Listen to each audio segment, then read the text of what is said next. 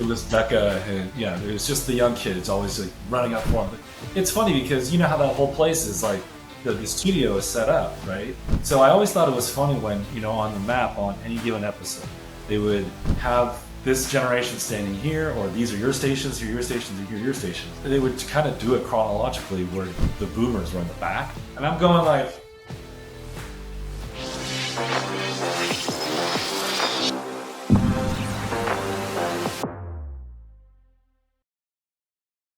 What's up, dude? how's it going? How do I, this is pretty cool. Everything looks good. Dude, did you wake up on a motorcycle? Why do you look so Tom Cruise right now? You know, it's just what I normally wear. I normally wear black. Yeah. And, you know, all the time. Is that little John Barbados right there? I'm not sure, actually. I think it's something else. I've had it forever. All good. Yeah, I was just like running around because I had to drop my kid off at the playground with the nanny. You know how it is. It's just crazy. You have kids, right? I don't have kids. Okay. No. Wait, so how old is your daughter? She is 5.5 going on 15. Wow. Okay, Yeah. so you had kids like later in life. Much later. How do you feel about that? Because if I have kids, that's going to be me one day. Yeah. No, it's totally fine. I think sometimes there's goods and bads, right? So like sometimes you're more prepared, and there's not a lot. It means a lot more, I think. But when you're younger, you know, by the time they're teenagers and everything, you're also like 30, 40, you know, right? Everybody that I know, you know, that I went to like college and high school with or whatnot, we keep in touch. They're like, oh yeah, you know, my kid just graduated from, you know, university or whatever. And I'm like, oh shit, I got a 5-year-old. Yeah, you're like, my kid just told her first joke. Yeah, seriously. Yeah. She's like screaming on the floor for Nutella. Yeah. While, you know, they're talking about, oh yeah, my oldest, yeah, he's over in like Europe. My second, you know, oldest is a junior in college. I'm like, okay, relax, people. You're like, my kid hasn't learned how to lie yet. She just told mom she's not looking so good. Totally. Oh my God. Well, dude, first of all, congratulations on making it on to MasterChef. Oh yeah. Yeah. No, thank you. That is not easy for anybody, as you know. Yeah. Tell me about your experience. Obviously, like, we're talking about you doing stuff later in life already. And I mean, you're what, 49? Well, fuck, I just turned 50. Dude, you don't look a day over 35, so you're crushing it. Oh, dude, thanks. I don't know. Yeah, now's the time when you start thinking, ooh, wow, you know, maybe I shouldn't try that because that might hurt my knee. You know? Yeah. I'm not sprinting for that, no. Yeah. Just quick jogs to the MasterChef pantry. Oh, dude, if you watch it, like every time, I was having a little bit of like knee problems, and I kept watching, and I'm like, I should be the one out front just like sprinting for stuff. And you see me kind of waddling in the back a little bit. I mean, there's like those little split-second takes. Yeah. I'm like, yeah, that was me. Yep. Guys like Adam and Mert are gonna be at the front every time. Yeah, it was Becca, and yeah, it was just the young kids always like running up for him. But it's funny because you know how that whole place is like right. The studio is set up, right? Right. So I always thought it was funny when, you know, on the map on any given episode, they would have, you know, okay, this generation standing here, or these are your stations, here are your stations, and here are your stations. They would kind of do it chronologically where the boomers were in the back. Right. And I'm going like, they ain't making it to the pantry that quickly, you know, because they had the furthest to go. Right. And I'm like, maybe they should have put them in the front or something.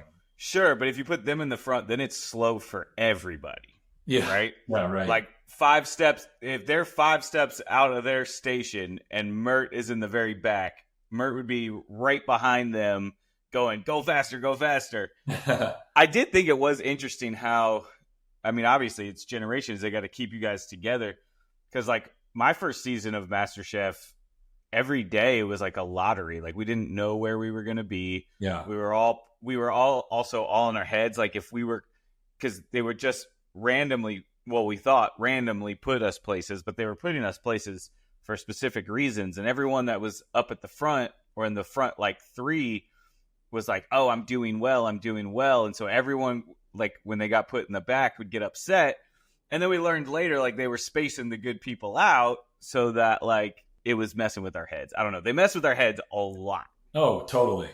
I remember that. Like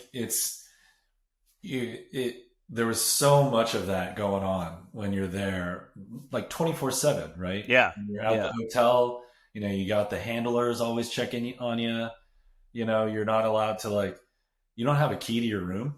Nope. And you got to ask somebody to get you up to your room. Yep. Call them whenever you're like leaving. You can't leave the place. Right. I don't know if other people have talked about it, but it's like, yes, you get your per diem, but it's in cash. So if you wanted to use it, but you can't use it to go eat anywhere because you can't leave the place. Right. So then you got to Uber Eats or have something delivered, which you got to use the card. And then it's just like, well, so the guys. Yeah, we had to beg handlers to take us to the bank to put the cash in so then we could DoorDash. Oh, really? I didn't know that. That's funny. Well, that was the All-Star season. The season 6, man, I don't even think DoorDash existed when I did season 6. Yeah. So we would get Trader Joe's runs, and so we could spend our cash, and I would just fill up the fridge in the room. Yeah. But yeah, when we did Vegas season 6, Jesse and Nick, they snuck out of their hotel and they went gambling all night.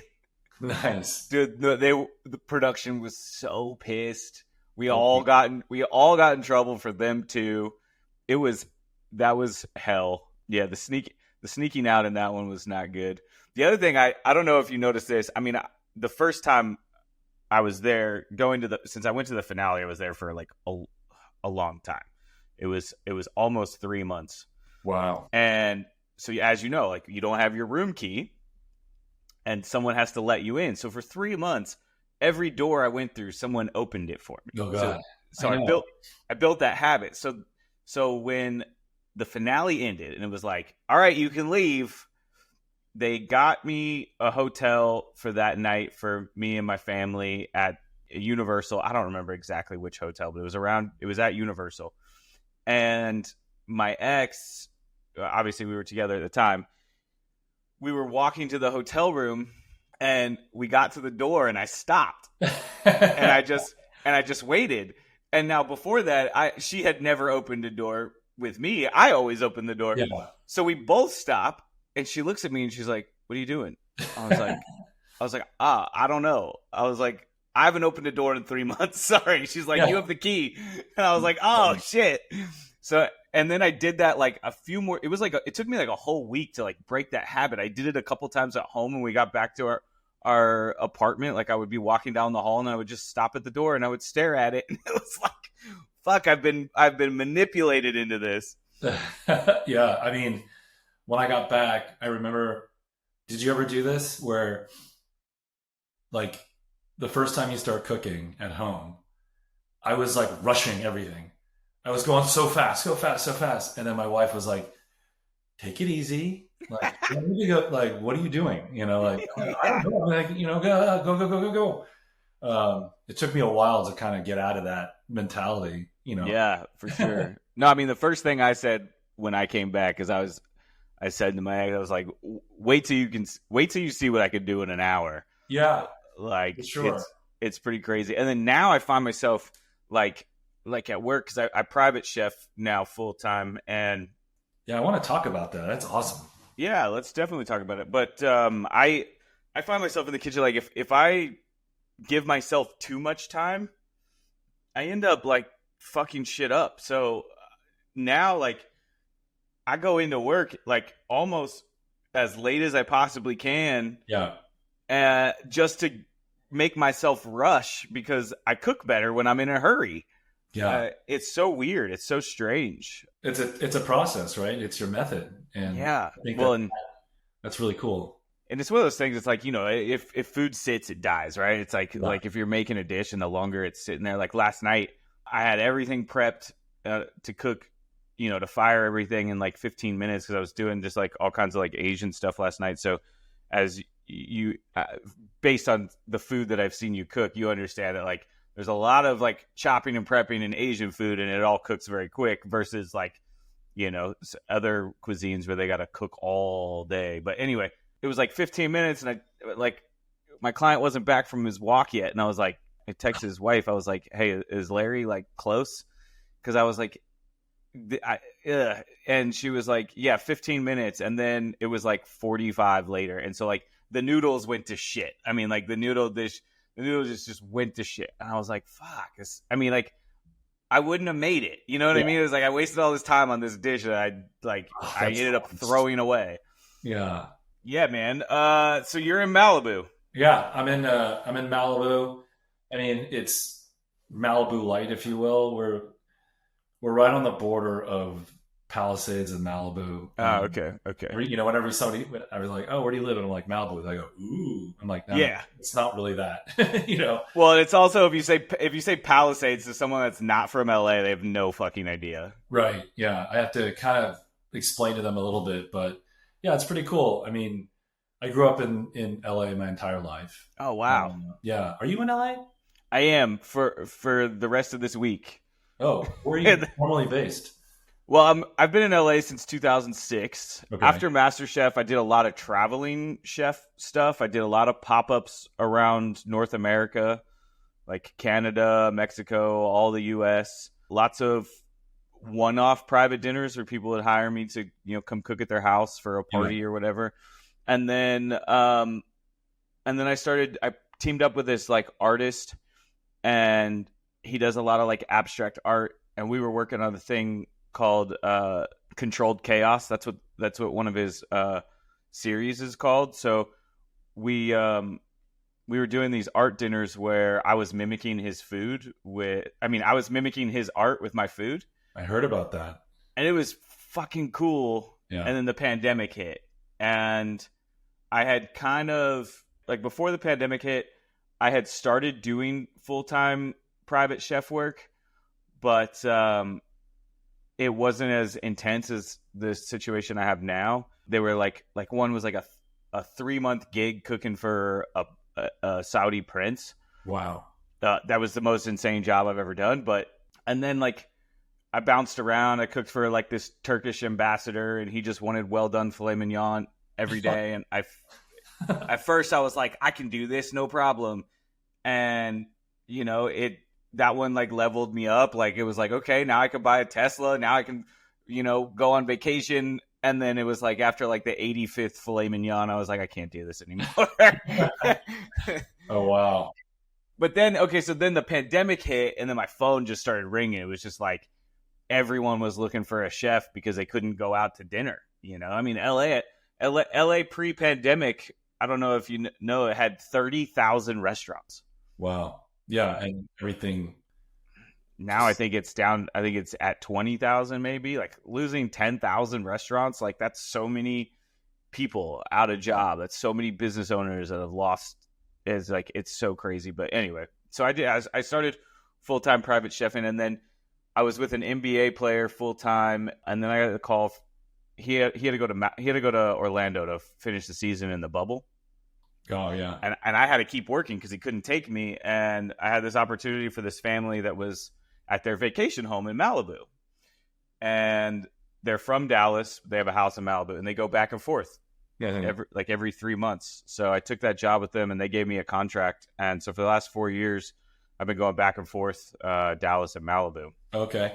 I was talking with Anna. Her and I talk a lot. And, she was saying she was really interested, and I was asking her, how the podcast went with you and everything. And she really wants to, talk to you kind of off camera about a bunch of stuff too. But I don't know if you talked about this. I mean, definitely, hit her up down there in terms of any food thing, especially if you're opening something up. I mean, I think that's where she wants to go. Yeah. And she is a freaking genius when it comes to the flavor profiles and everything. We would talk about stuff, at the hotel and just all the time and just collaborating. And then we did a couple of 2 or 3 cooks together after MasterChef. Oh, really? Still haven't, posted yet in terms Okay. of like the videos and stuff. But my gosh, it was just awesome, Yeah, dude, collaborating. she's super talented. She went home way too soon. That was a super bummer. I had her pegged for like top 3 for Yeah, sure. we all did. We all Yeah, did.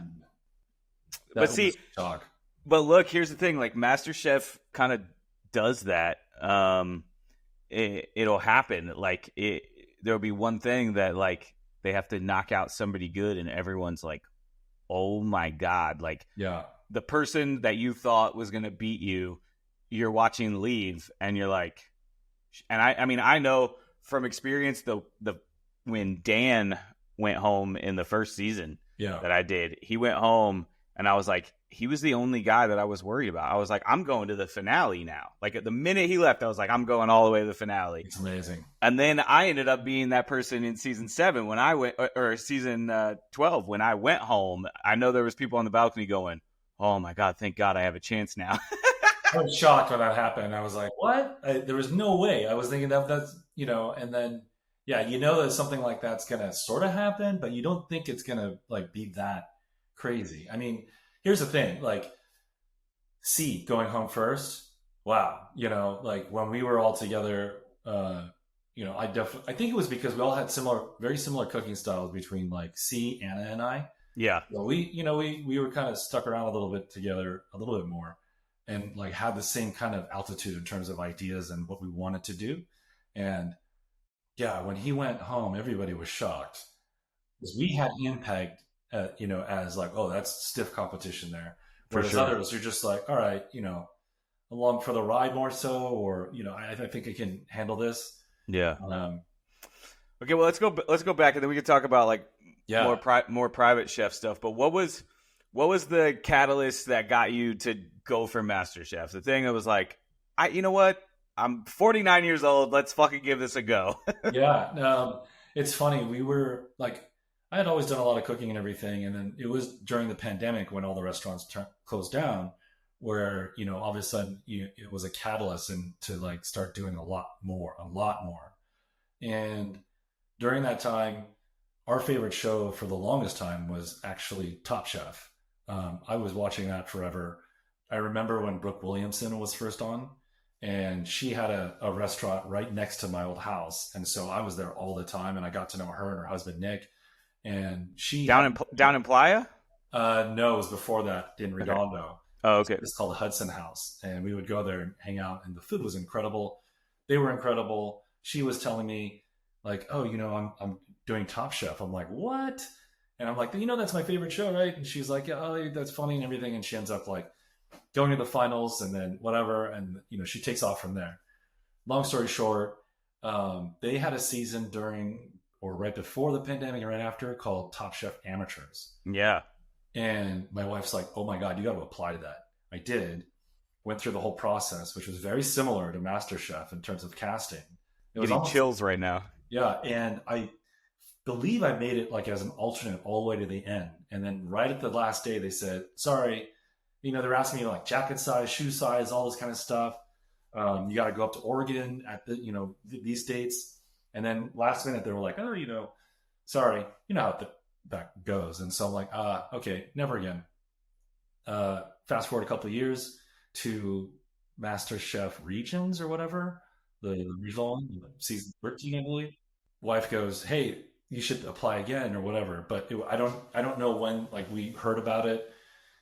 It was exactly the same form. So I had saved all of my answers and I just ported it over.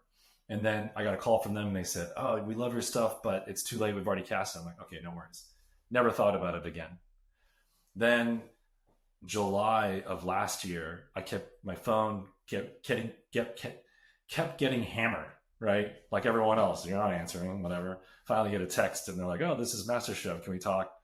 And then that would propel me. And then, going through that gauntlet of, at least for me, was like 4 months of just all those things that you have to do.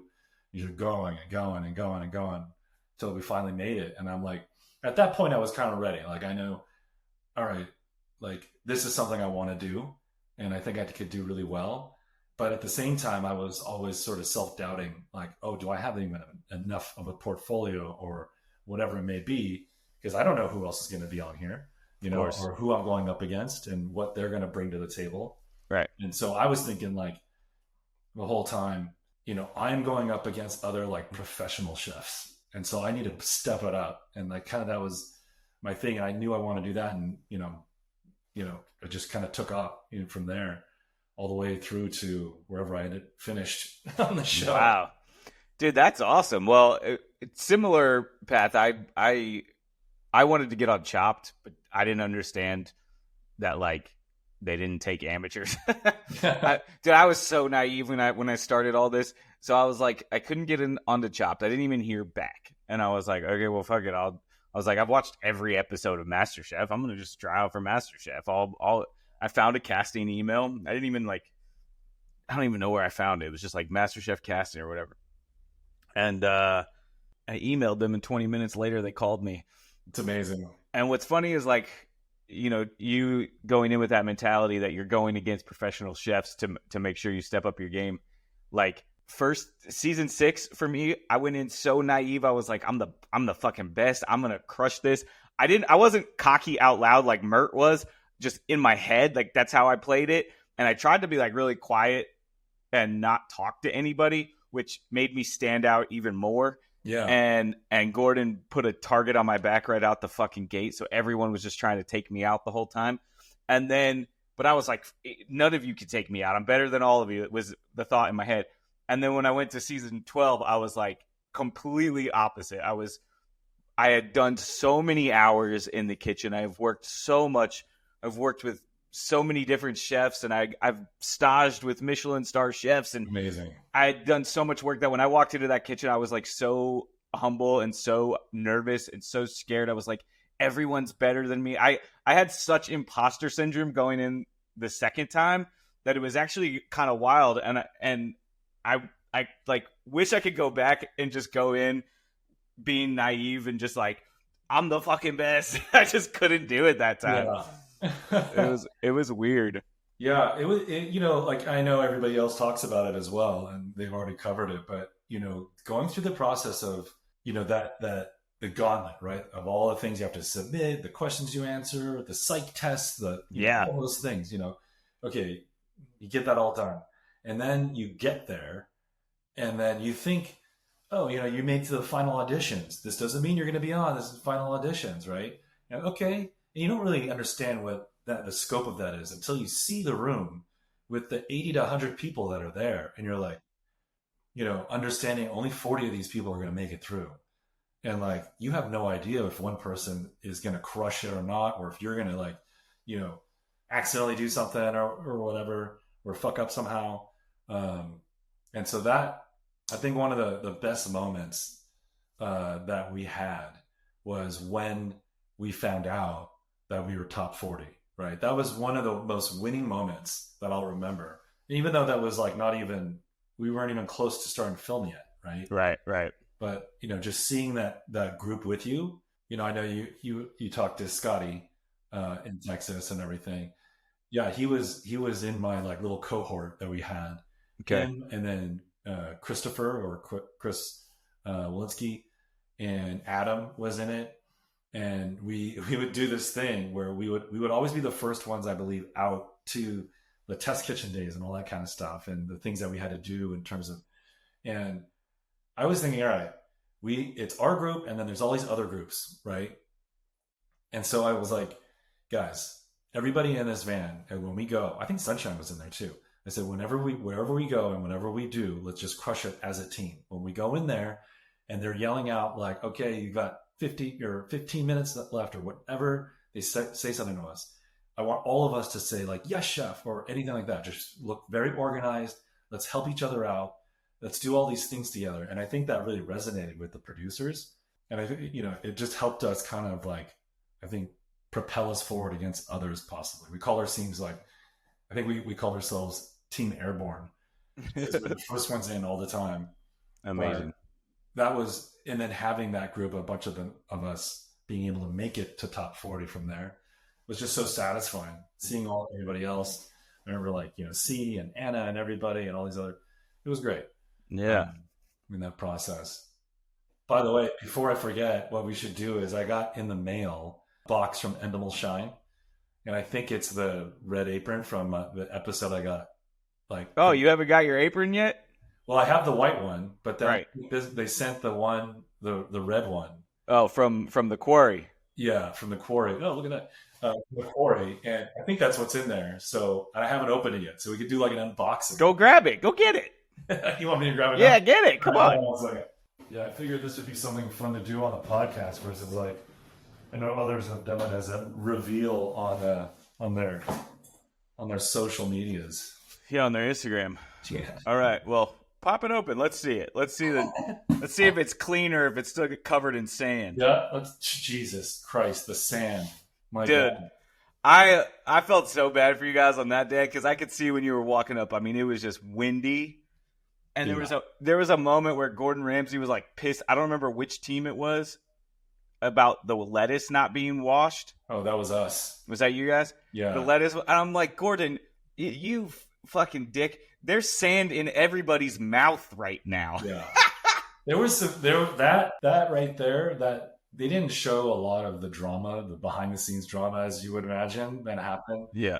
Specifically around that lettuce. And there was so much more that happened that day that like I just watched it last night because we just got back. Right. And I gotta say that it was really hard to watch that episode because you know what happened and you know all the stuff that went on, and then yes, they show some of it. Yes, there's other things being said or whatever, but then it brings back a lot of things. You're like, oh my God. Like, and in hindsight, you would have done something totally different. Sure. Know? And then you're also getting the perspective from the camera from like when you're up at the front doing something and then now you can see what so-and-so is doing in the back. You're like, or when you're getting that wide view, you're like, oh, I shouldn't have put them on that. I should have put them on this. That right. kind of thing. Yeah. Yeah, exactly that. And, I think the way it was cut, I was I was watching it back and I was like, oh yeah, he's lost his voice. He's not like saying much, but I was like, they only cut the parts where I was just like, when 5 people are yelling at me and I'm like, okay, hold up a second. But for the most part, I was trying to be like, listen, here's how you fix this. Here's what you got to do. Here's what you got to do. Here's what you got to do. But, if there's all these things kind of rolling together, it just snowballs. And, yeah. That's how it was. At the end of the day, we also have to remember it is still TV. Exactly. Well, let's see if the TV production crew clean this thing. My God, my clothes for that I wore that day.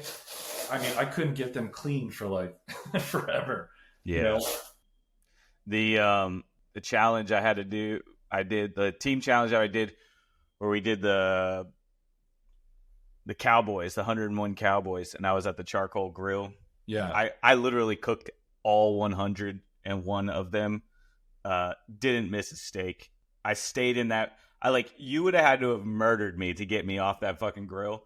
Yeah. For 3 days after that, I had black snot and mucus. Just coughing up just charcoal. It was so bad. Those open bed pits are They're joke. Intense. No joke. Yeah. There was one point when how you be able to crank it up and then on the grill itself you'd be able to lift it and then shove more charcoal down there. Yeah. There was a point where Mike and I, we were, the heat was going down and we knew we had to get it back up because we were just ripping on these burgers. So I'm getting yelled at to go help with something else, but Mike and I are trying to pull this lever to open this thing up and it won't go. And they showed us how to do it before, but it was stuck. And so I'm like, hold on guys. And we're just trying to the point where we had to have production come in and help try to lift the thing up because there was something going on there. Whoa, there's 2 in here. Let's check this out. Okay. What do we got? Let's check it out. Whoa. There it is. That looks pretty clean. Yeah. Wow. I wish they kept let's see if I was asking them if they could keep the little captain's badge on there. Oh, no. They don't send you that. Nope. Yeah, it's just the red one it doesn't smell like the quarry or barbecue. No, they probably threw that one away and that was one of the backups. Yeah, exactly. And then there's another one here. I never got... Oh. Another red one? No. Another white one? Yeah, a white one. Yeah. Right here. Nice. But earlier they'd sent everybody our white ones already, obviously. Yeah, nice. Well, that's good. Now when one gets dirty, I can use this one. Dude, I have ruined all of them. I pulled out all my white ones the other day. Yeah. And they're like, I almost wanted to just write JC and be like, hey man, can you all make me another apron? I'm sure they could, right? Because I have every color, because obviously going to the finale, so I have the white, the red, the blue, and I also have the black, because we used to have the black apron challenges. Yeah, I'm bummed I missed out on getting a coat, because like that was when you get to the finals, obviously, and that was, I wanted to get there, but I knew there were people there that was like, there's no way I'm going to be able to outcook them in this setting, you know? Yeah, but I don't know. That's where, in my opinion, when it comes to competition, that's where you beat yourself. Yeah. Because it's all about energy, right? Like, this is how I feel about it. Like, okay, like people say you cook with love, right? Food's always better if you cook with love. Yeah. And love is not a quantifiable thing.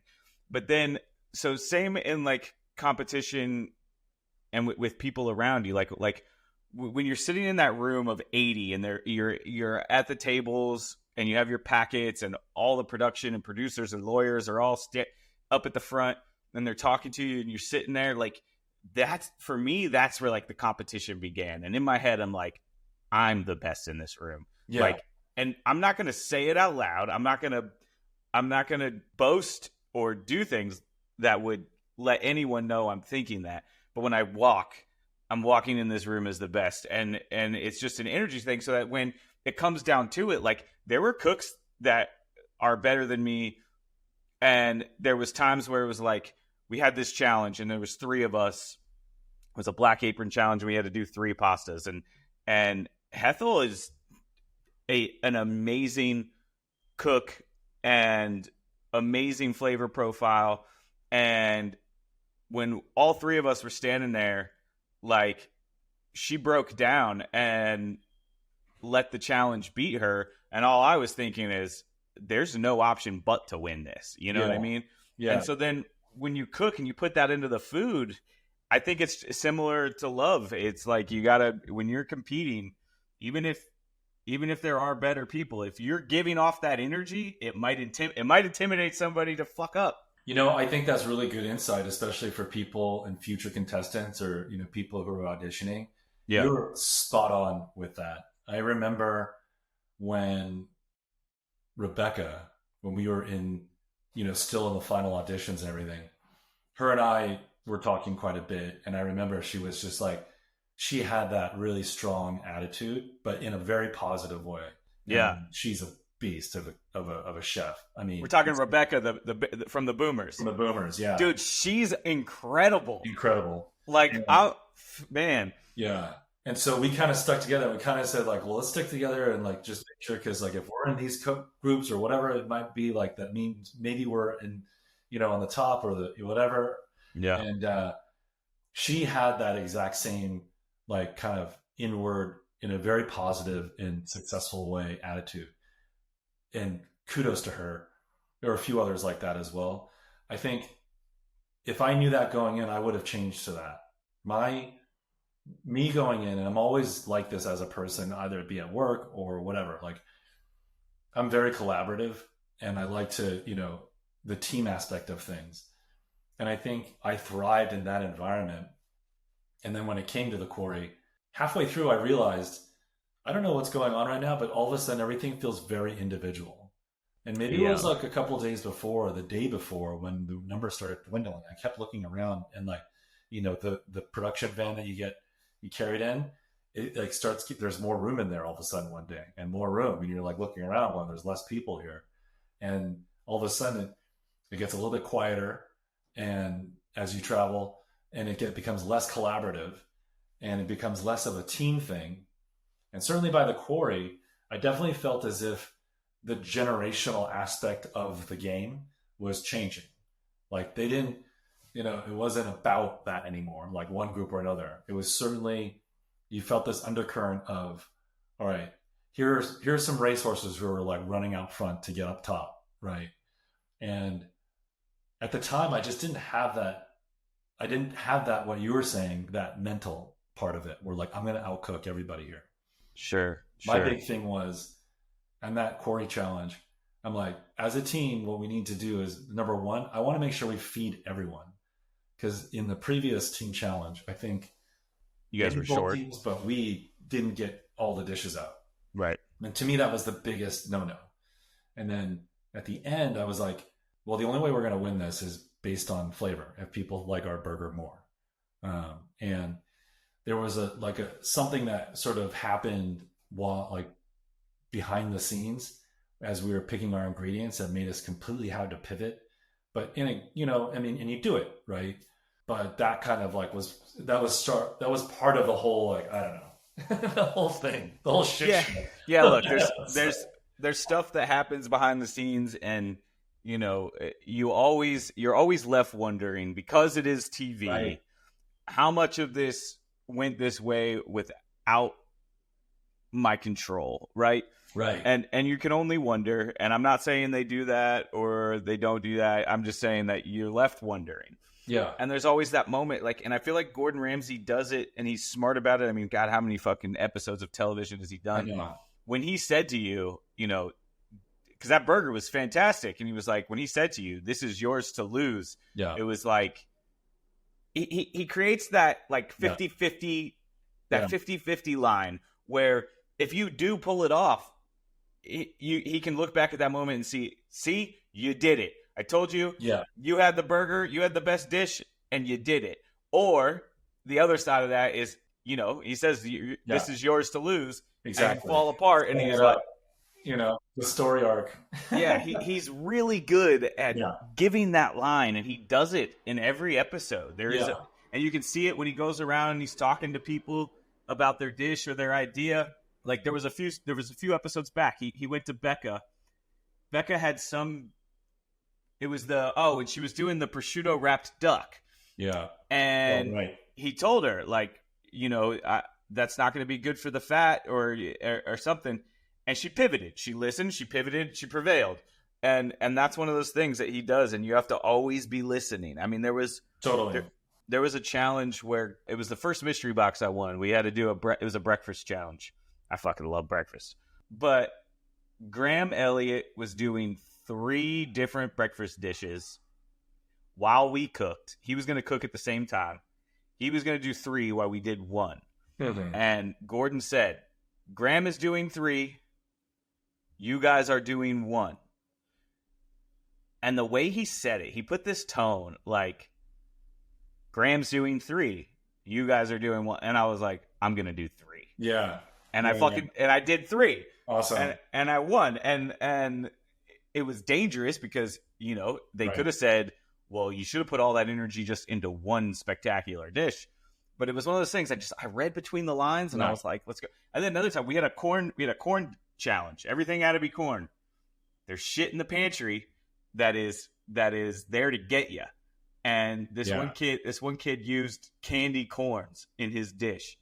And he went home. Gordon's like, that's not fucking corn. What are you doing? Yeah, that's funny. I know. I think, with those challenges and everything, man, especially the one when you're talking about the mystery box stuff, right? Like the one episode where we got the generational ingredients. Yeah.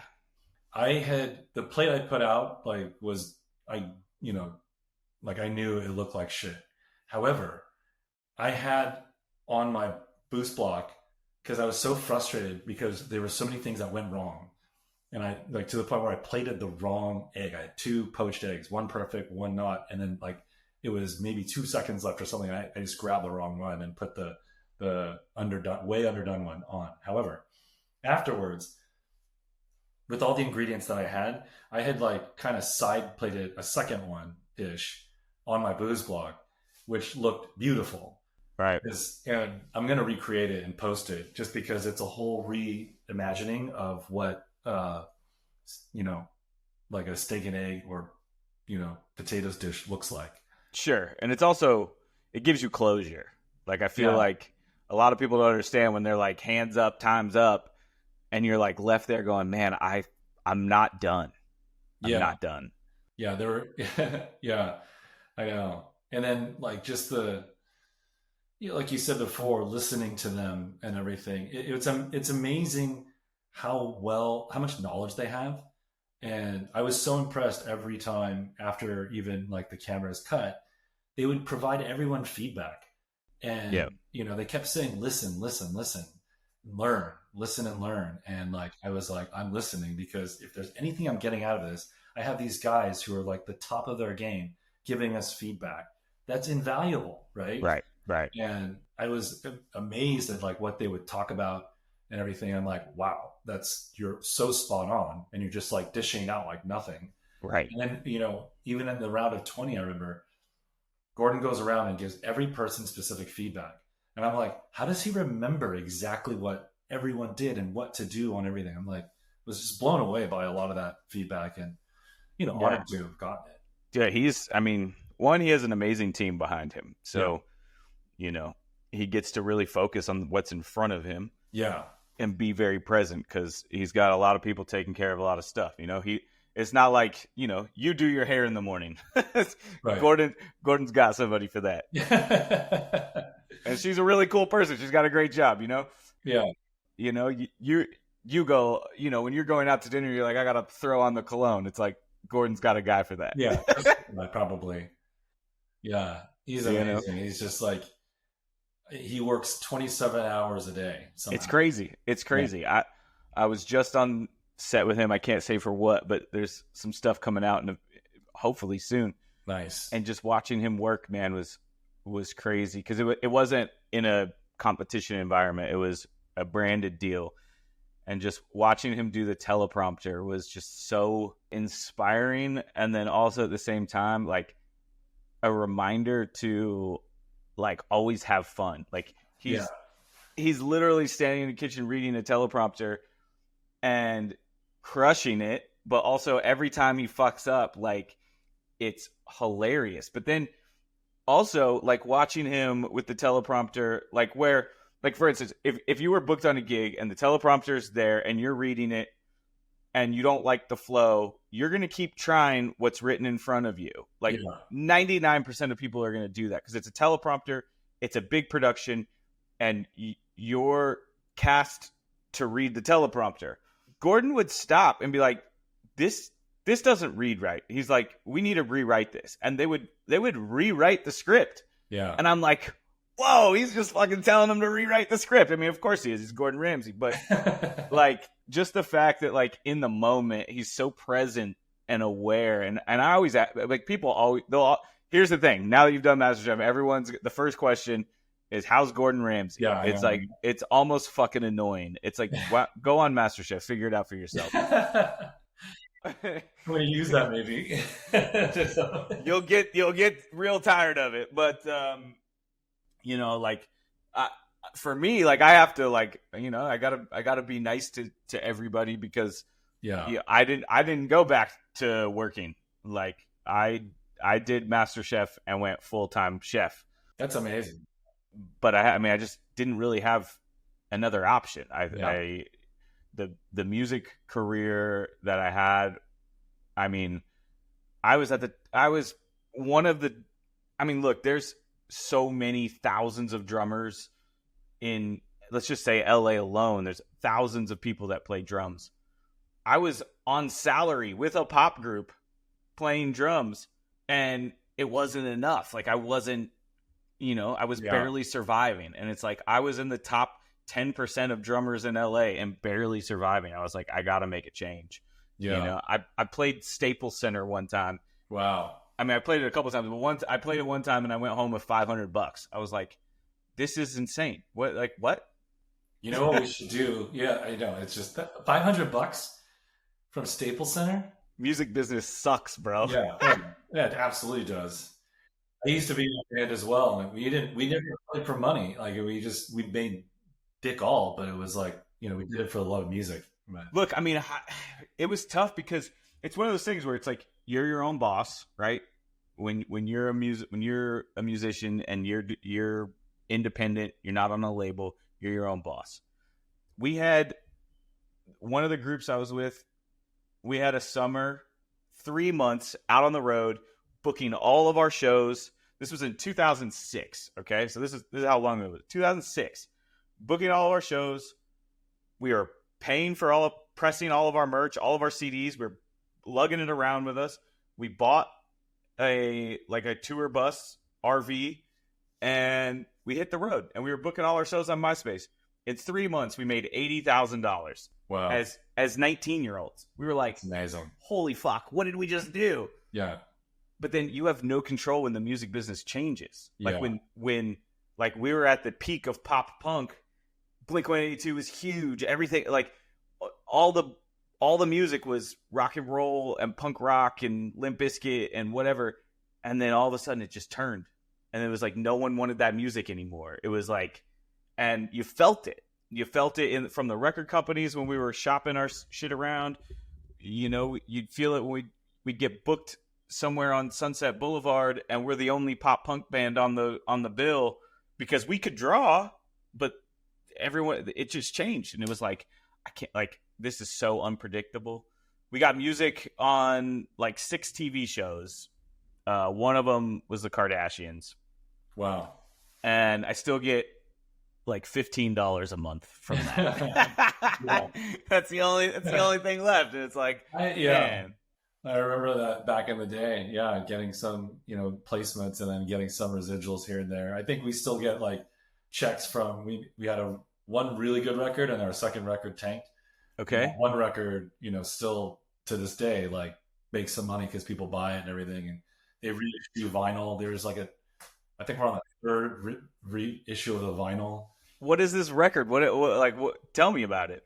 I was back in the day. We never officially broke up, but back in the day, I was in a band called The Meeting Places. Okay. I'm bassist, guitarist kind of stuff, but mainly the bassist. Shoegaze band. So this was like early. We started like in 2000, and then we went to like about 2012. And during the time, there was no real shoegaze. Wasn't really a thing anymore. What is that? Like My Bloody Valentine, the Jesus and Mary chain. Shoegaze was a genre that kind of popped up in the early 90s. Genre of music that was like wall of sound and whatnot. Shoegaze. I have not heard that term. Yeah. And so, there's a band now, like there's Slow Dive, who've been around forever. They're one of but they're popular now again that people might know. But the bands that people remember are like My Bloody Valentine. I know that band, yeah. Yeah. The Jesus and Mary chain. And then other bands like Ride, Lush, you name it. And so it's a very specific genre, mainly out of like England, effectively. Okay. And then you had like those Stone Roses and all those things, kind of like part of that whole thing. And so we played a lot of that type of music, or that was our genre. Wow. So yeah, it was cool. Like, you had a very specific niche group that liked it, which was good. And so our first record, we just was great. And then we tried to do a second one, and it, didn't do really well, although there's some great songs on it. And that was fun back in the day, Yeah. We played shows up until about maybe like 4 years ago, like when we get asked to play. But yeah, as a musician, we should also do one day, and don't let me forget, we should stay in touch about this. A good friend of mine is Johnny Tempesta, who is the drummer for The Cult. Oh, no shit. Yeah, he's here in LA, and he wants to do one of these days, if he's in Dallas, or wherever, like LA or wherever we can all connect, we should do a video together, because he wants to do something where his brother has a restaurant or a sandwich shop in New York or Jersey maybe, and they have a family meatball recipe. And so he's like, oh, I want to do a meatball the recipe with you. So as drummers and everything, we should it'd be fun. Yeah, there's something there for sure. Off the record, I'm going to be opening my books up again at the end of the year, and going into the new year, I'm going to get back out traveling, cooking, doing the one-off private dinners. I'm at the point, like, I'm focusing too much on like the money and not the craft, and I'm cooking for the same people every day, and it's wearing on me. It's just like, I hear you. I got a full-time job that's like crushing, like not crushing, but I mean it's like crushing pressure, right? So I have to focus like 150, 200% on that, right? And then plus the family, Right. So it doesn't leave a lot of room for me to like execute on some of these things. Right. But if I just had help to do it, especially with, someone like, of your stature, within the MC family and all of that. I would love to help in any capacity. I mean, I had a great conversation with C about a lot of things. Yeah, I listened to that. Okay, good, cool. Yeah, so dude, I mean, that's the thing, man. I've literally gone through it all. So it's definitely one thing that's a part of this podcast and a part of the MC family and really all chefs that I encounter. I'm here for you guys and would love to help in any way. Cause yeah, I've been through it. I've done it literally from cooking. I got hired by a couple hoarders in the very beginning because I reached out to Luca from season 5. Yeah. And I was like, Luca, how do you do it? What do you do? And he just did not want to give me any information. He was not, it was almost like he was looking at me like competition. And I was like, okay, thanks. And then I asked other chefs for help and I was just not getting a straight answer from anyone. And I was like, yeah, you guys are all insecure about what you're doing. And that's why you're not sharing. And I don't ever want anyone to feel like that when they come to me for advice. And so I figured it out. I wasn't charging enough. I got hired by these people. Yeah. And because I was insecure about my food, so I wasn't charging a lot. And then finally I was just like, I can't I can't cook in a kitchen like that again. And I was like, right. The only people, and I was also learning that I wasn't getting booked because my prices were too low. For instance, and I figured this out through a friend that was not in the culinary industry. She's a hairstylist, and she had, in Beverly Hills and in LA, the Saudis always come from Dubai to LA for the summer because it's so hot there. So every summer she would have these princesses that she took care of their hair. And she's like, one year she dropped her prices from $1,200 a cut to $900 a cut. Jesus. I know, insane. She dropped her prices from $1,200 to $900, and they stopped booking her. Wow. Because they're like, there's something wrong with you. Right. So I learned that a lot of the people that had their eye on me weren't booking me because they wanted to spend money. So I raised my prices. I took my prices from $75 a head to $250 a head. And all of a sudden, all the kitchens got better.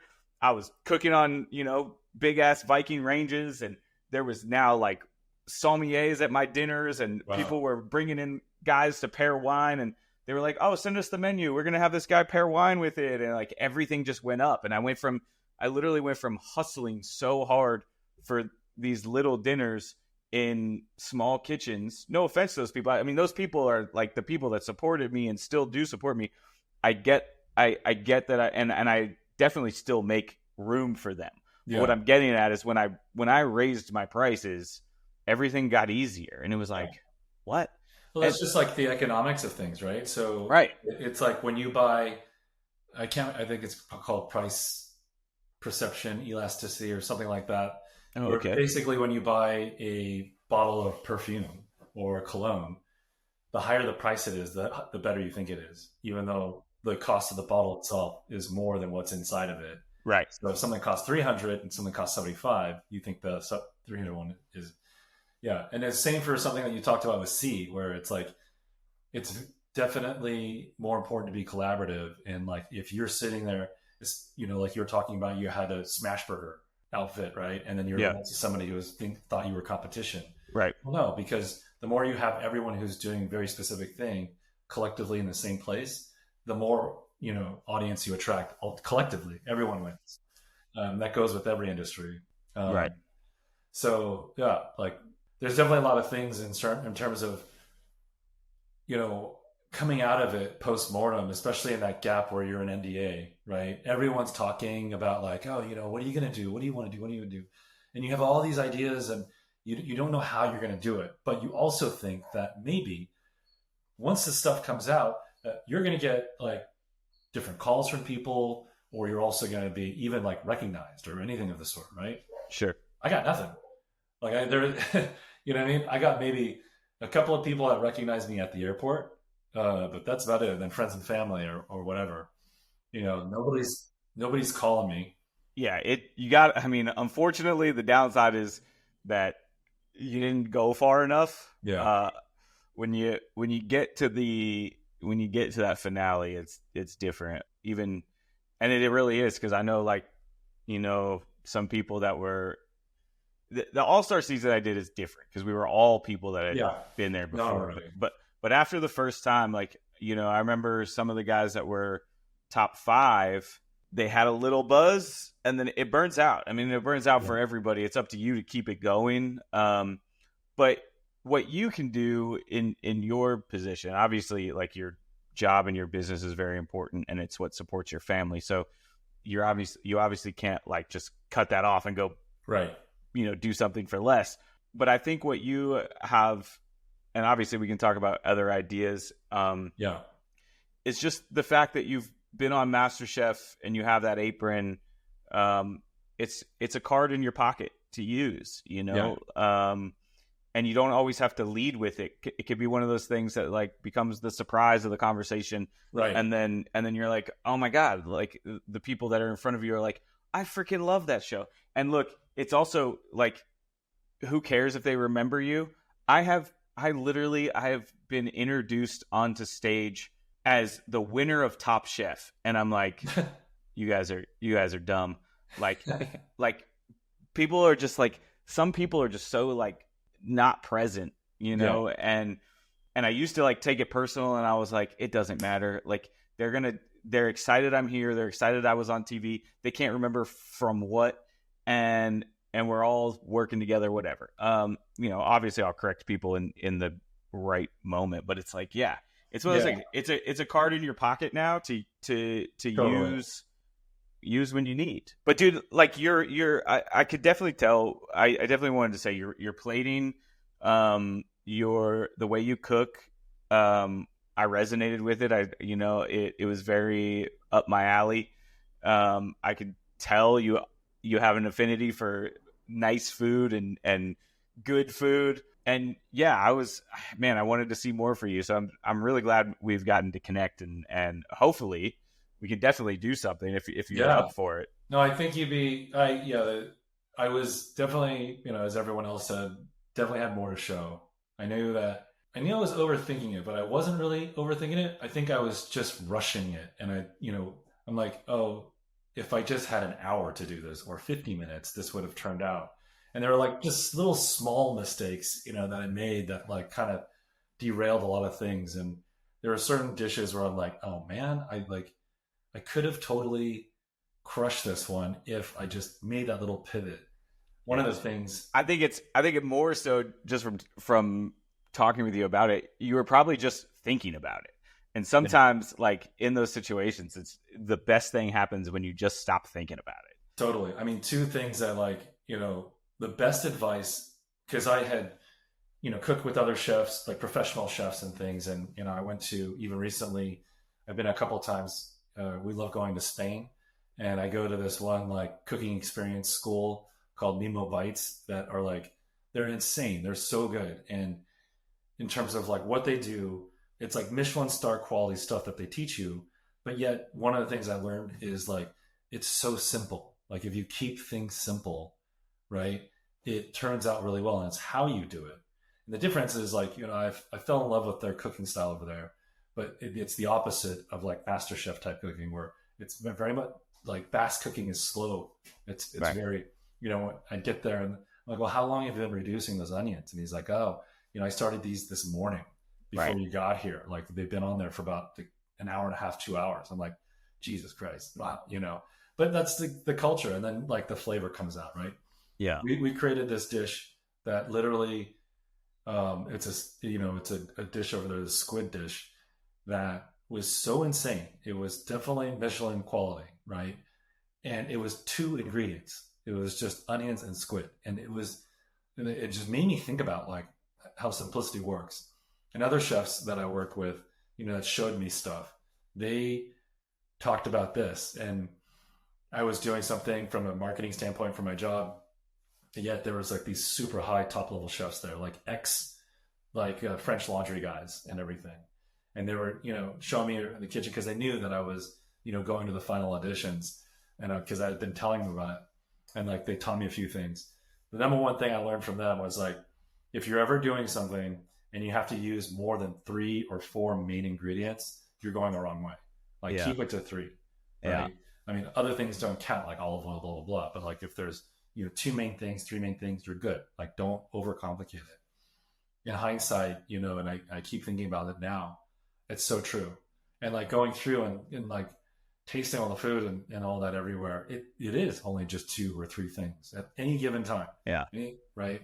I mean, look, speaking of Spain, one of my favorite things, pan con tomate. Yeah. Like it's just bread and tomato. But, yes.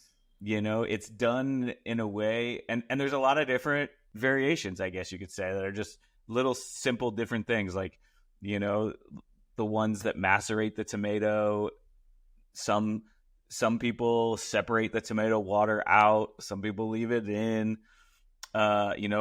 taking the garlic and rubbing it on the toasted bread or not, putting the garlic in with the tomato. But again, it's like 3 ingredients. It's tomato, garlic, bread, a little olive oil, salt. People love it. Like you bring it, like one of my wife's favorites as well. And like, they sometimes bring it separated, or sometimes they bring it where it's already on there, so it soaks in, so it has a little bit of, it's so good. And it's so good, and it's literally one of my favorite things to eat. What you have to do, did you ever go to Somni before it closed? It was at the bazaar. No. Okay, so Chef Vitor Zabala, he's from Spain. He's come up through Jose Andres, worked with him at Minibar in DC. This chef is unbelievably phenomenal. He is if not the best chef in LA. He's definitely top 3. Yeah, I would put Josiah Citrin up there, and then Chef Jordan from Vespertine. Like those 3 guys, they're amazing. And I just got to go to Vespertine, but Chef Vitor, he had Somni in the back of the bazaar. So you know where the bazaar is at the SLS Hotel. Yeah. So you go when you make that reservation, you would go through the entire dining room of the bazaar, and you go through these back doors, and there was this tiny little 10-seat horseshoe chef's counter, and it didn't survive COVID. But he just announced that he's opening it back up, but it's not there. It's on its own. Wow. It's on its own. If you like Spanish food, you've got to go to this guy's 100% going to this check guy's restaurant, because he takes Spanish food and Spanish influence and then just takes it like to outer space. So I had never had pan con tomate before going to Somni, and then I went to Spain after I went to Somni. So I did it kind of in reverse. He has this dish. It's a take on the tomato and bread. He takes and he separates the tomato water out of the tomato, and he makes the macerated part of the tomato like just so unique. But then he takes the tomato water and makes a meringue out of it, and makes what looks like a piece of toast that is not bread at all, and it looks toasted and it's shaped like a piece of bread, and he puts the tomato on it, and then like he puts like these grill marks, and it's not grilled, like, and it looks like a piece of toasted tomato bread, and it's just tomato. It's like insane. I love that. So insane. It's so insane. So he's yeah, it was interesting when I was there, and we were going through, and everybody has like these, like, with the Pinchos places and whatnot. All of those are some of them, a lot of them are like Michelin recognized, or even have a star. And yet, like you said, over there the mentality is different. Like, where I would just go ask the owner or like the chef, "Hey, how did you make that?" And they're not being like like this at all. The guy, they would sit there and like write down exactly what the recipe is or whatever, and it was totally happy to share it with you. Right. And I was so amazed by that, and that collaboration, like, I think that vibe is like a different level that chefs and people in the culinary space, like, that's what it's all about. Right? Yeah, sharing all of that. Well, we need it. We definitely need it more here in the States too. Yeah. You know, I mean, everyone's so look, I love More competitive. You know. Yeah, but that's because it's hard to survive here. I mean, like they say for like New York or LA, if you can make it there, you can make it anywhere, and it's like it is true. If you can't, like, and I feel like I've done it, and when I go to other states, it all feels a lot easier. But it's like you can see it in, like, especially when you go to Spain or you go to Italy, like you can see where the regulations in our country just get in the way. Totally.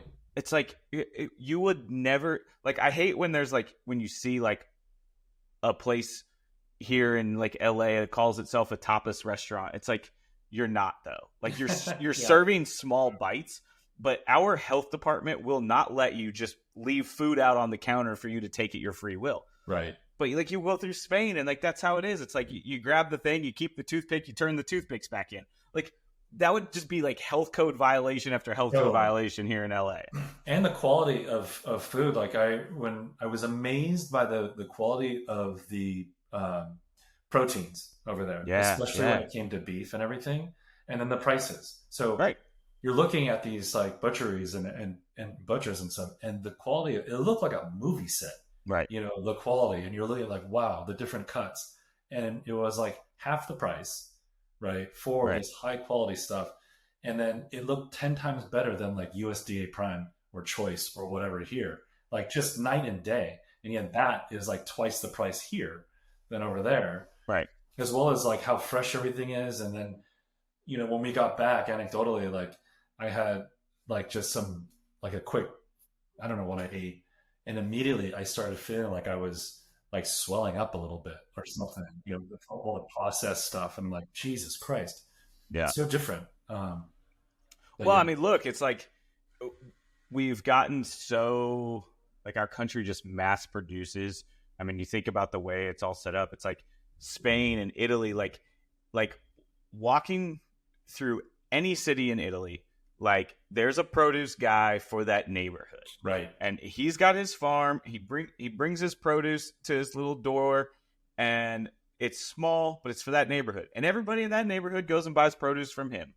And you can walk 4 or 5 blocks over, and there's another guy doing the same thing. Yeah. And there's not grocery stores. There's not a Whole Foods. It's so much about holding on to, like, not even holding on. They just don't complicate it. It's like this is an important job for this guy. He's the guy that does it in our neighborhood. Let's let him do that. And literally right next to him will be the fish guy. And, you know, and that guy he's got a boat down at the water. He goes down. He fishes that shit every morning. He brings it back, and it sits there. Yeah. And it's like, it's not covered by glass. It's not behind a thing. It's in a tub of ice. Totally. And, you know, I think the European mindset, or at least a lot of them, it feels like the mindset is, as it pertains to culinary, is like, you know, how good of quality is something versus how much can I charge for this? Right. There isn't really that. I didn't feel that.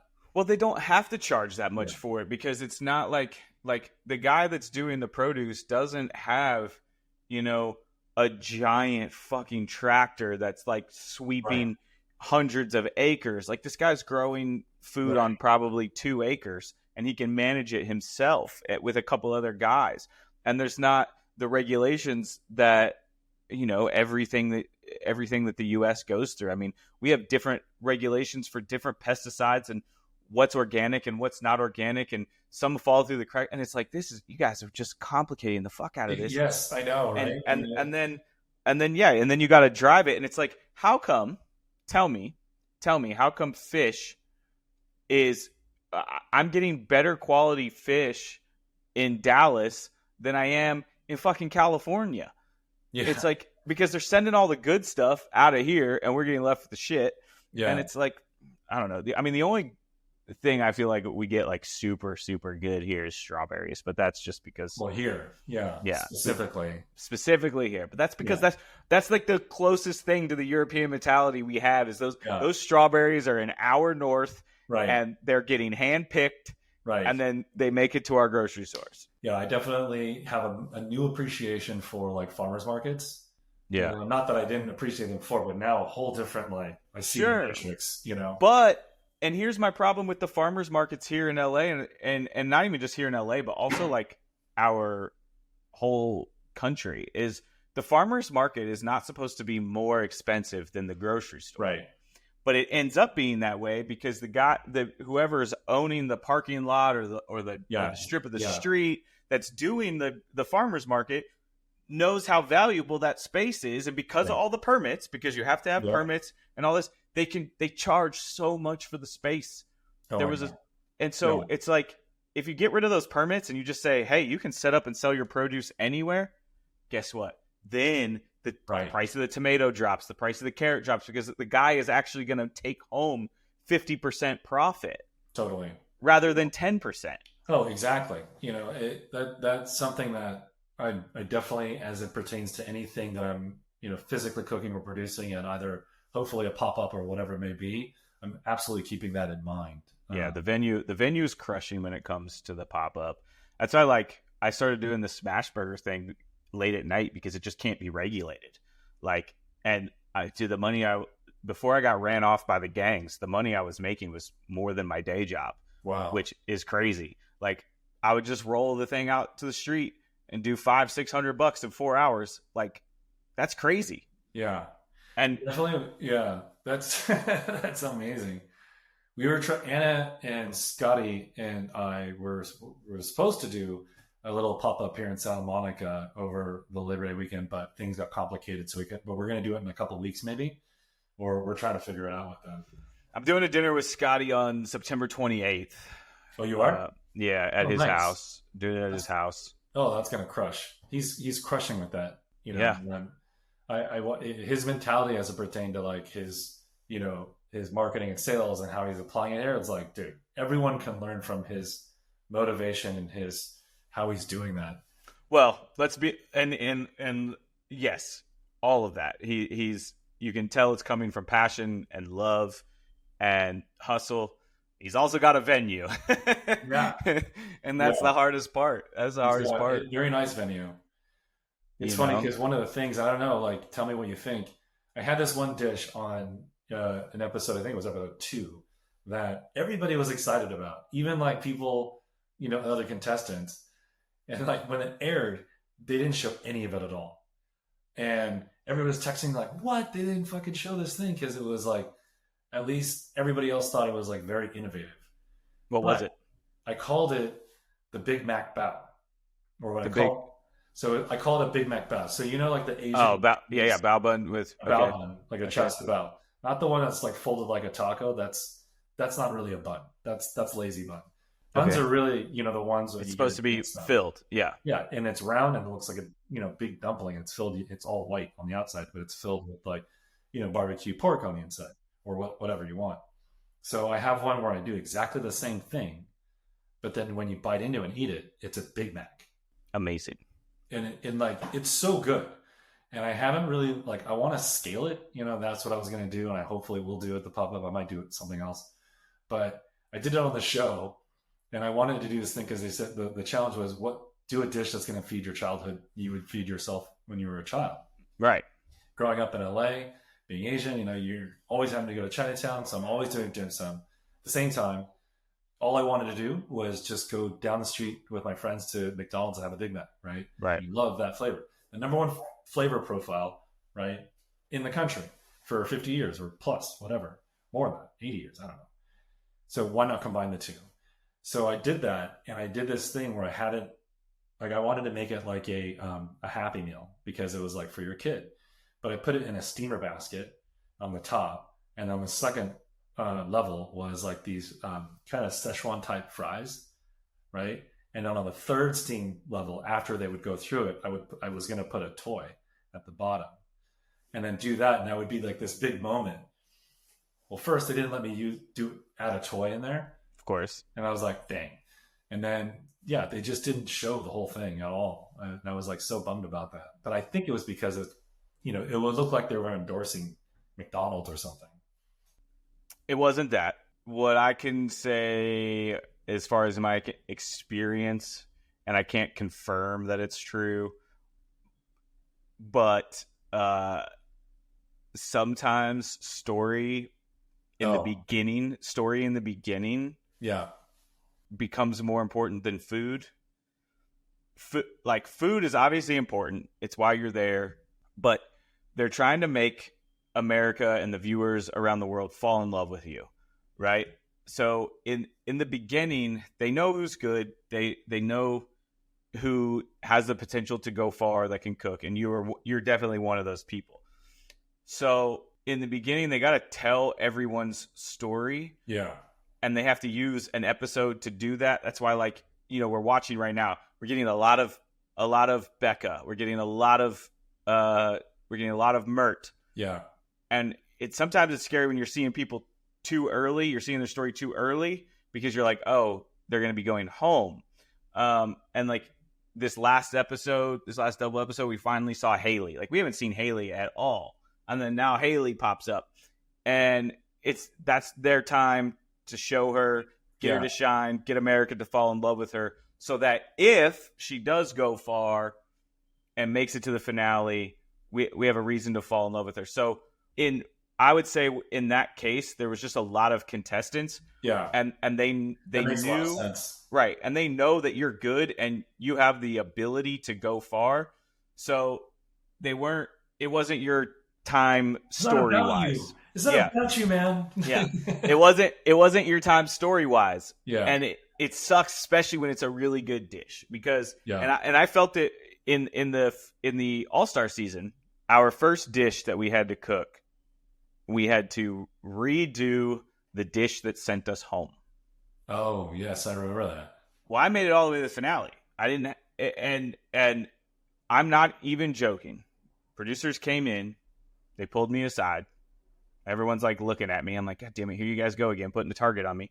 They pull me aside and they go, Derrick, everyone was sent home on a dish with critiques or whatever. They're like, we went back and we watched the finale like over and over, and they're like, you didn't have a bad dish. You didn't fail. The judges loved every one of your dishes. They're like, so you can pick whatever you want to do. And I was like, okay, well, I'll redo the dessert, because I feel like that was the one I struggled with the most. And like you were saying about having too many components, I tried to do too much with that dessert. My goal with that dessert when I made it in the finale was to showcase everything I learned in dessert up to that, like from every episode. Because Christina Tosi was on our season. That was her first season. So we were very like dessert and pastry heavy. And so I learned a lot of things. You know, I learned custards. I learned, you know, crusts and cakes and sugars and tempering chocolate. So I wanted to showcase all of that in one dessert. So I was like, okay, I did too much. I was like, let me simplify it. And then I did this really cool avant-garde, like not deconstructed, but I guess it's deconstructed, but a chocolate raspberry cake. Yeah. And that's what I did for that episode. And it was the coolest fucking plate I did all season. They didn't show it. And I was so pissed. Ugh. So but it was because they really wanted to spark this beef between Shanika and Emily. And so that whole episode was about their beef, and they didn't have an actual beef. Yeah. And so it was like my dish got outshined by curated drama because it was the first episode. It was like, it wasn't about our food yet. It was about us as people. Yeah. So that's a tough one to swallow, especially when it's something so cool. But that is super cool. If I do actually know a guy here in LA. I've known him forever. He does frozen food. He's always bugged me to do something, and I don't have a product that I would put in a frozen food section. It's really perfect. But that would be really cool. I'll try to connect you. I haven't talked to him in a little bit, but I can definitely try to connect you, and you know, he can take it from there. It could be something cool. Oh, that'd be amazing. Thank you. Yeah. He does it, man. But he's one of those guys that like, you just gotta like stay on him, and he'll do it. And then yeah. Yeah, there's so many things like that. And plus, like, you know, I think there's a few other things that, you know, again, we can chat about that you might be pretty stoked on because they're scalable, you know. Okay. Again, it's not something where it's like you have to, well, I mean, again, it's scalable. Are you just wanting to pick my brain, or you want me involved? involved. Oh, okay, let's go. Because I'm sitting there going like, I can't do it alone. I know that. And I'm in a place where I need to get involved with a lot of things because I'm going to be cutting myself off from a major source of income, and I got to refill it. Right. But this one would be good. I think this one would be like, again, I think you'd be stoked. All right, cool. Well, then we'll talk to everybody about it. The MC season 14-20. Yeah. Everybody about it. Everybody was like, "Holy shit!" Okay. Interesting. Well, we're gonna have to schedule this phone call soon because now I'm curious. Yeah, for sure. Dude, Arthur, we've been chatting for a while. We got to wrap this up because I gotta get to the grocery store real quick. Yeah. If you could cook for one celebrity, dead or alive, who would it be? One celebrity. Ooh, famous person. It doesn't have to be like celebrity. Well-known, famous person. Dead or alive? George Clooney. Oh, right on. Yeah. Only because I know he'd appreciate it and he would be like, great to chat about, to chat with. And it'd be great to see him enjoy like kind of your culinary. Have you listened to his podcast, the podcast he did with Oprah? No. Oprah did this. I don't know if she still does it. I was on it for a minute. She does this podcast where she asks questions, but she edits out her voice to where the person that she has on, it's basically just them talking. It's weird. She edits out her voice, but then it's really cool because then it's just like this person is just telling their story. And I believe it was George Clooney that I listened to that was really, really, really cool. Like how he came up and made it all happen from like literally a nobody on a farm to LA. I think it was George Clooney. You should. I'll check that out. Check it out. Who else would be? You know who else would be great to cook for? Jack Black. How fun would that be? I loved Jack Black for a long time. I mean, gosh, I grew up like being in a band. Like we would put on Tenacious D, the Pick of Destiny. Like, loved Jack Black for a long time. The whole thing that just happened like a few days after Trump getting almost killed. Yeah. Joking about having someone, not miss next time. I know it wasn't Jack Black. I know it was Kyle Gass. But just like, I don't know. He's gotten weird for me. Yeah. I would say I would cook for Jack Black in 2004. Yeah. And not to get too into politics. I don't like we don't have to end it on that, but it's just like, like no matter where you stand on politics, like we almost watched a former president's head explode on TV. And only because the way the media really twists and turns. Yeah. Like, I don't know Donald Trump. I don't know. Do you know Donald Trump? I don't know Kamala Harris either. But it's like, the only thing we know is what the media tells us. And so if we feel a certain way about a person like that, it's not because of who they are. It's because how the media is presenting. And there's always another perspective. There's the way you see me. There's the way I see you. There's the way I think you see me. Yeah. And there's the way I think I present to the world. And a lot of times that doesn't add up. So you have to really think about other people, and those are the kind of moments when it's a big honest moment, and he's like, make a wish, and that's your wish, like that, and then like he cheered on his friend, which like I guess have your friends back. I don't know, it's just messy. Yeah. It's messy. I think now that I'm 50, maybe what I've learned, and we could kind of more end it on this, but it's just like, be collaborative, like we talked about, keep things simple, and right. Yeah. So that's the best thing for humanity. That's what I've learned. But I know there's a good guy deep down in Jack Black. I think he's being very swayed by politics right now, and it sucks. It's like, dude, just go back, just focus on the music. And like Green Day. Green Day has always been a political band. Always. And I've always loved Green Day. But they've always done it well because they focused on the art to tell the story, not telling the story in between the art. Yeah. I don't know. Anyway, maybe we can do a part 2 one day. hey, I'm always down for part 2s. I feel like you and I could just literally keep talking all day. 100%.